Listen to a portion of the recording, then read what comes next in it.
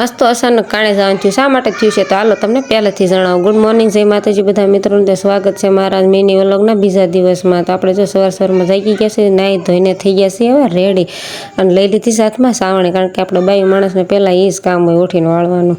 વાળીને આપણે ગેસ સાફ કરી નાખીશું, કારણ કે રસોઈ બનાવ્યા પહેલાં છે ને ગેસ સાફ કરવાનો આપણે બાઈ માણસને શું કામ હોય, એ જ કામ હોય।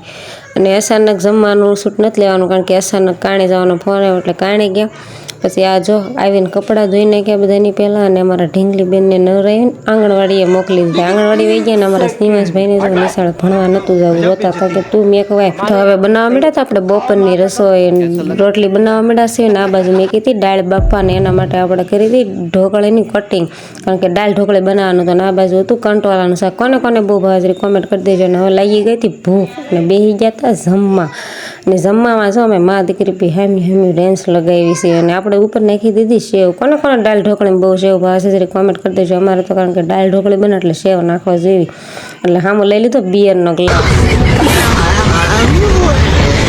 તો હવે જો આપણે 2:30 વાગી ગયા છે, ને શ્રીવાસભાઈને જવાનું ટિફિન દેવા, એને પહેલાં ટિફિન દઈ આવ્યા। ટિફિન દઈને આપણે ઘડીક સૂઈ ગયા, અને જાગ્યા 5 વાગ્યા। 5 વાગ્યા જઈએ ને કાં તો મારા માટે સરપ્રાઈઝ હતી। હું સરપ્રાઈઝ હતી, જો અમારા આવીને ભાઈએ બે ઘાક કરી દીધી હતી, હાવ પાગલ છે એક નંબરને, એમ ઘડીક રાયડું નાખતી હતી, અને પછી આપણે જવાનું હતું બકાલું લેવા। બકાલું લઈને આપણે પાછા આવી ગયા। બકાલું લાવ્યા હતા મકાઈ, કારણ કે મકાઈ બાફેલી બહુ ભાવે, કોને કોને ભાવે છે, અમારે તો હોય જ તે થોડાક દિવસ બાફેલી।